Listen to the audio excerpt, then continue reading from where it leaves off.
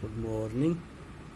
Today we are going to study about period of varied developments. अलग अलग विकास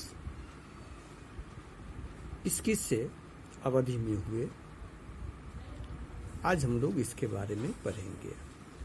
the period between 700 and 1750 AD is a very dynamic period because a rich variety of development took place during this period. अर्थात 700 ईस्वी से लेकर 1750 ईस्वी तक जो मध्यकालीन युग की अवधि है, इस अवधि में अनेक परिवर्तन हुए. New groups of people appeared in India during this period. इस अवधि के दरमियान अर्थात 700 से लेकर 1750 के बीच हमारे देश में कई लोगों के समूह आए.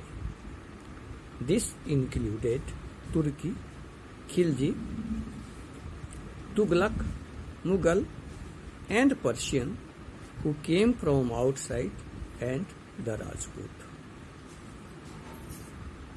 New groups के जो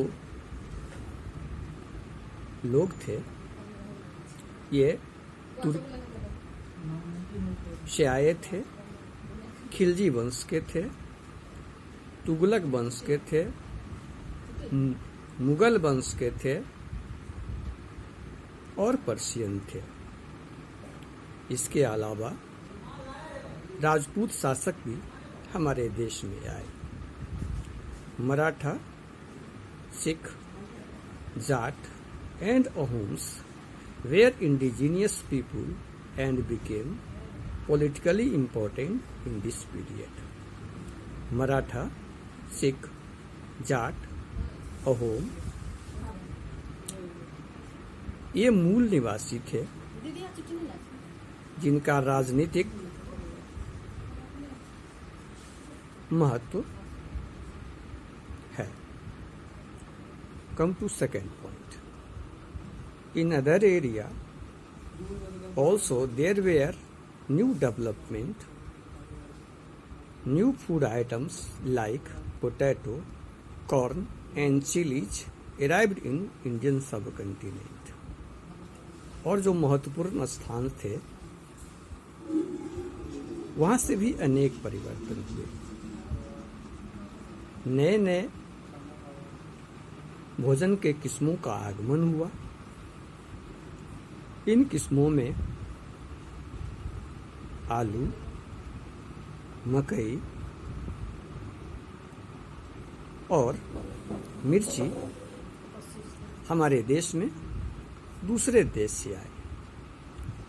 the society became more complex as four major caste और varnas got divided and subdivided into a number of Jats और सब कास्ट्स. मध्यकालीन भारत के समय हमारे देश की जो सामाजिक ढांचा थी वो बहुत जटिल थी. समाज में कई वर्ग के लोग रहते थे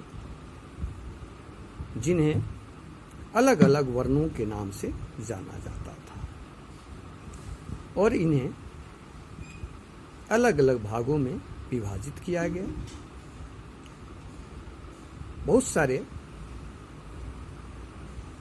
जाट हुआ करते थे या सब कास्ट हुआ करते थे.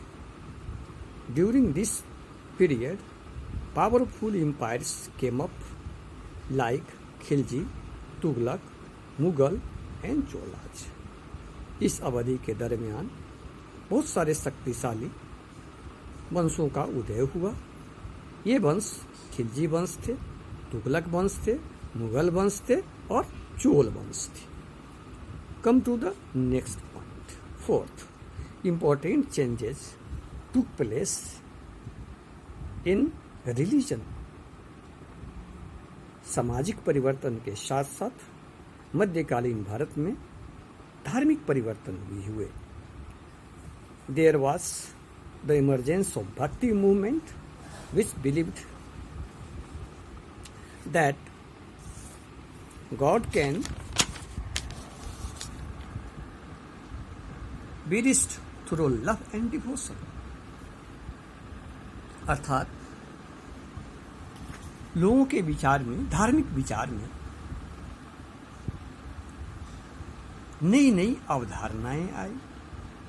अर्थात ईश्वर को प्राप्ति करने का जो सबसे बेहतर तरीका है वह प्रेम है या भक्ति है।